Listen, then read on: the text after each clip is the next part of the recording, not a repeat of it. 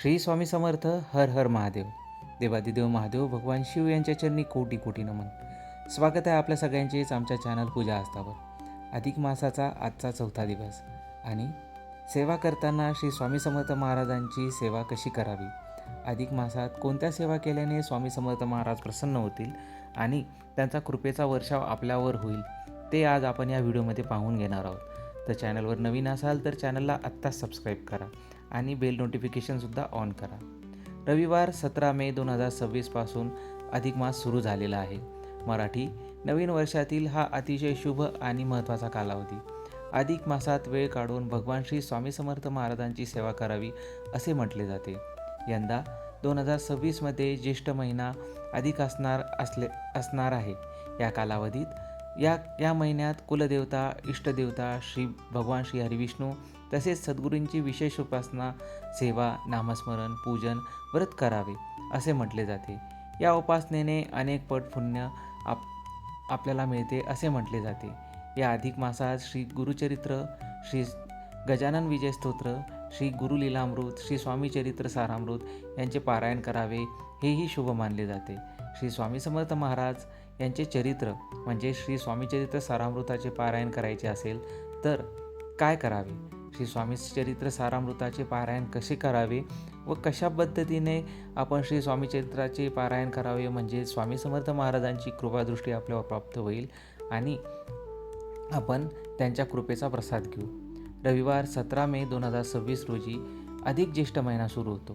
सोमवार 17 जून 2026 पर्यंत अधिक ज्येष्ठ महिना असणार आहे आणि सोमवार 15 जून 2026 या दिवशी निजश्रेष्ठ सुरू होणार आहे. मंगळवार 14 जुलै रोजी निजश्रेष्ठ मास संपणार आहे. मराठी पंचांगानुसार दर 3 वर्षांनी एक महिना अधिक धरला जातो. अधिक मासाला पुरुषोत्तम मास, मलमास किंवा धोंड्याचा महिना असेही म्हटले जाते. यावेळी आपण संकल्पबद्ध होऊन श्री स्वामी समर्थ महाराजांची सेवा करावी. ती कशी? स्वामींच्या सेवेसाठी कुठलाही वेळ, कुठलाही शुभमुहूर्त व कुठलीही कालावधी, कुठलीही घडी पाहण्याची आपल्याला आवश्यकता नाही आहे असे म्हटले जाते. असे असले तरीही सोमवार, गुरुवार आणि पर्वणीचा काळ उत्तम मानला जातो. हा स्वामी सेवेचा अतिशय उत्तम असा काळ आहे. दशमी, एकादशी आणि द्वादशी या तिथींना 3 दिवसांचे पारायण आपण करावे किंवा ज्यांना शक्य असेल त्यांनी एकाच बैठकीत संपूर्ण पोथीचे, संपूर्ण ग्रंथाचे पारायण करावे. आपली श्रद्धा आणि इच्छा यानुसार या संपूर्ण ग्रंथाचे आपण 3, 7, 11 किंवा 21 अशी पारायणे अधिक महिन्यात करावी किंवा रोजचा एक अध्याय किंवा ऐकला तरीही चालेल. यंदा 2026मध्ये अधिक मासात अतिशय शुभ आणि पुण्यकारक असा गुरुपुरुषामृत योग आहे. गुरुवार 21 मे 2026 रोजी गुरुपश्चिमामृत योग आहे. या दिवसापासून पारायण करण्यास आपल्याला हरकत नाही. हा अतिशय शुभ काल आहे. या कालामध्ये तुम्ही स्वामींच्या सेवेला सुरुवात करू शकता. श्री स्वामी चरित्र सारामृत पारायण संकल्प कसा करावा? पारायणाच्या दिवशी सकाळी नित्याची देवपूजा म्हणजे नित्यसेवा करून श्री स्वामी समर्थ महाराज यांचे श्री स्वामी चरित्र सारामृत पारायण करण्यास सुरुवात करावी. उजव्या हातावर पळीभर पाणी घेऊन आपले नाव, तिथी, दिनांक आणि वार यांचा उल्लेख करावा. आपण कोणत्या इच्छापूर्ततेसाठी हे पारायण करीत आहात हे सुद्धा स्वामींना सांगून आपल्याला संकल्प करायचा आहे. म्हणजेच आपली मनोकामना, आपली इच्छा आणि आपला तो उद्देश सांगायचा आहे. तो उद्देश सफल व्हावा म्हणून श्रींची प्रार्थना करावी. हे झाल्यावर पळीभर हातात घेतलेले पाणी तामणामध्ये सोडावे. निर्माल्य आणि हे पाणी नंतर तुळशीला टाकावे. प्राशन करू नये. त्यानंतर आपण सेवेला सुरुवात करावी. श्री स्वामी चरित्र सारामृत पारायणाची पद्धत आणि वेळ. श्री स्वामी चरित्र सारामृत म्हणजेच श्री स्वामी चरित्र सारामृत पारायण करताना शुद्ध वस्त्रे नेसावीत. मस्तकी गंधटिळा लावावा. कुलदेवता, इष्टदेवता, गुरुदेव आणि श्री स्वामी समर्थ महाराजांचे नामस्मरण करावे. शक्यतोवर स्वामी समर्थ महाराजांच्या आणि कुलदेवच्या दर्शनानंतरच सेवेला सुरुवात करावी. वडीलधाऱ्यांना वंदन करावे. नमस्कार करावा. एका चौरंगावर उत्तम वस्त्र ठेवावे. त्यावर श्री स्वामींची फोटो किंवा मूर्ती ठेवावी. रांगोळी काढावी. समई लावावी. गंध, पुष्प, दीप आणि नैवेद्य या पंचोपचारांनी श्री स्वामी समर्थ महाराजांचे पूजन आणि पंचोपचार पूजा करावी. सकाळी एक वेळ ही पारायणासाठी निश्चित करावी. शक्यतो ही वेळ चुकवू नये. पारायण चालू असताना एक दिवा कायम त्या खोलीत ठेवावा. पोथीला अक्षता फुले वाहावीत. पोथीला धूप दीप दाखवावा. ग्रंथाला मनापासून नमस्कार करावा आणि श्री स्वामीचरित्र सारामृत या ग्रंथामध्ये जसे सांगितले आहे तसे अध्याय पठनास प्रारंभ करावा. श्री स्वामीचरित्र सारामृत पारायण करण्यापूर्वी भोजन किंवा नाश्ता करू नये. आपण उपाशीपोटी पठन करावे. श्री स्वामीचरित्र सारामृत पारायण करताना काय करावे? पारायण करताना श्री स्वामींचे स्मरण करून पोथीला वंदन करावे. ग्रंथाला नमस्कार करावा. त्यातील अर्थ नीट समजून घेऊन शांतपणे वाचन करावे. या समयी श्री स्वामी समर्थ महाराज साक्षात आपल्यासमोर हजर आहेत आणि आपण त्यांच्या समोर बसून त्यांची सेवा करत आहोत, त्यांची आळवणी करत आहोत, त्यांची विनवणी करत आहोत असा भाव आणावा. चित्त प्रसन्न असावे. वाचन झाल्यावर स्वामींना गंध, हळदी कुंकू आणि फुले अर्पण करावीत. धूप दीप नैवेद्य दाखवून महाराजांची पंचोपचार पूजनानंतर आरती करावी. प्रसाद मनोभावे ग्रहण करावा. पारायणाची सांगता झाल्यावर यथाशक्ती दानधर्म करावे व ब्राह्मणांना भोजन द्यावे. तसेच आपले यथाशक्ती कुलोपचार पूर्ण करावा. श्री स्वामीचरित्र सारामृत करताना काय काळजी घ्यावी? श्री स्वामीचरित्र सारामृत या ग्रंथाचे पारायण करताना मन एकाग्र ठेवावे. इतर विचारांना दूर ठेवावे. शब्दांचा उच्चार योग्य रीतीने करावा. त्यासाठी आपण सर्वप्रथम तयारी करून घ्यावी. वाचनाचा अर्थ समजून घेऊन त्याचा विचार करावा.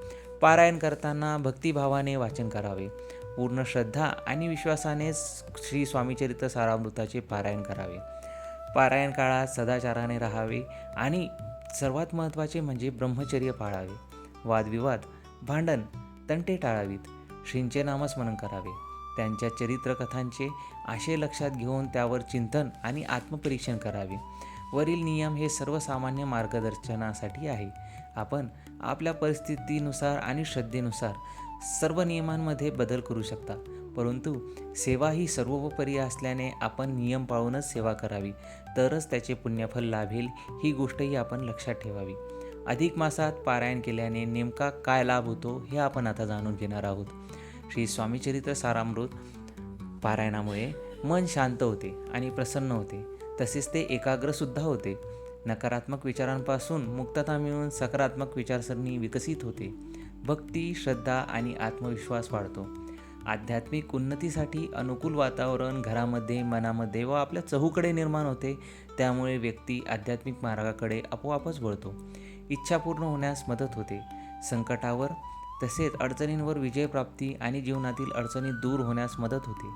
कुटुंबात सुख समृद्धी आणि प्रेमभाव वाढतो. समाधान प्राप्त होते. क्षमाशीलता, सहनशीलता आणि सकारात्मक विचारसरणी विकसित होते आणि जीवनाकडे सकारात्मक दृष्टिकोनाने पाहण्याचा दृष्टी विकसित होण्यास मदत होते. पुण्याचा संचय होतो. स्वामी सेवेने समाधान प्राप्त होऊ शकते असे आपल्याला या ग्रंथाच्या सर्व ओव्यांद्वारे सांगितले जाते आणि त्याची फलश्रुतीमध्येही म्हटले जाते. श्री स्वामी समर्थ या नावाचा केवळ उच्चार केल्याने तरीही मनात एक वेगळाच आत्मविश्वास निर्माण होतो. सकारात्मकता निर्माण होते.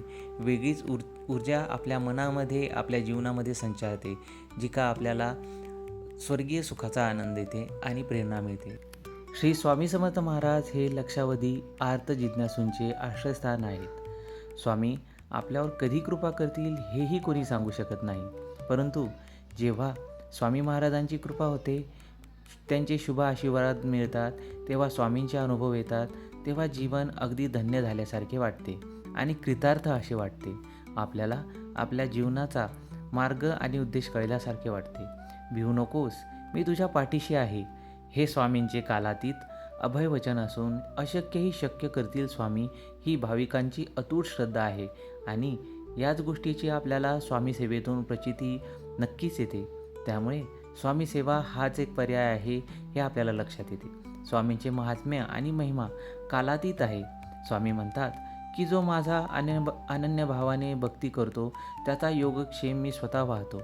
मी स्वामी समर्थांचे श्रेष्ठ वर्णन करण्यास कोणतेही भाषेतील शब्द तिथे पडत नाही असे आपल्याला कळते. स्वामींवर अपार श्रद्धा आणि दृढ विश्वास ठेवा. स्वामी नक्कीच शुभ करतील आणि आपल्याला आपल्या सर्व कार्यांमध्ये आपल्याला यश देतील, अशी अढळ श्रद्धा कायम ठेवावी.